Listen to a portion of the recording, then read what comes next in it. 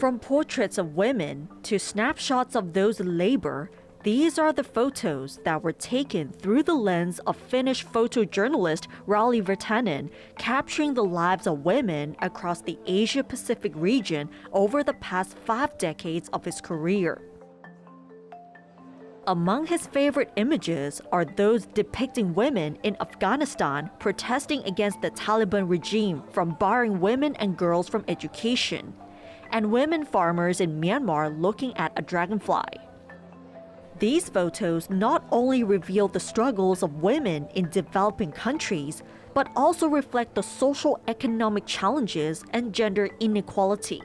So I'm very fortunate and privileged to have done that.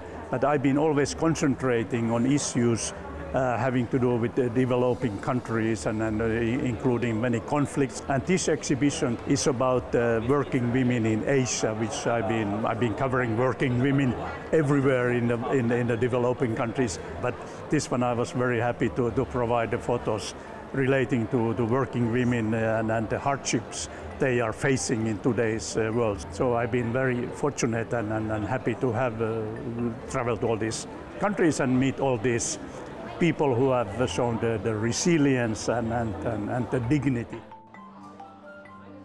According to the Global Gender Gap Report 2023 by the World Economic Forum, it will take another 131 years for the world to close the gender gap, with East Asia and the Pacific taking even longer, about 189 years.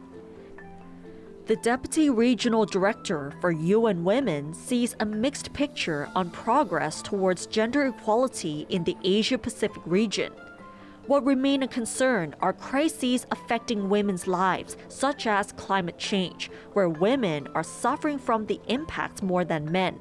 This coincides with UN Women's recent report, which states that climate change is accelerating persistent poverty gaps.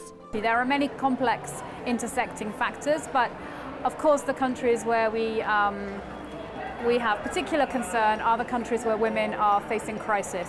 Whether it's a conflict or a natural disaster, we always see that women suffer more impacts than men do.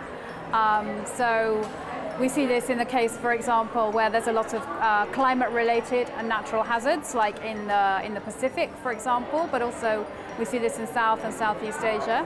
When something happens like a cyclone, we find that there are more women who are casualties, and women really face a lot of difficulties in that kind of situation. And similarly, where there is conflict, yes, we see a lot of impacts on women and girls.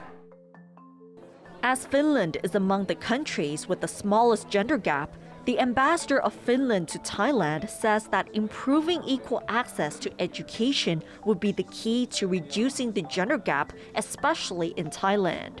First of all, I think everything starts from the education, I think. Equal education is the key to providing everyone the opportunity to explore their sort of skills and develop themselves, and then have the equal opportunity in the working market as well.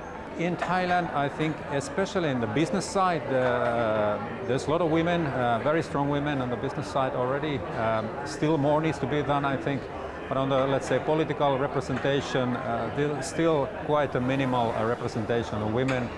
So it would be so important to have women participating totally in different aspects of the society, including political decision making as well. So that's one aspect. And obviously, equal education as important as ever in Thailand as well. As closing the gender gap remains a challenge in several regions around the world, this exhibition not only highlights women's strengths despite their social economic hardships, but also aims to raise awareness about their roles and how important they are to society. Nad Bunag reporting for Thai PBS World.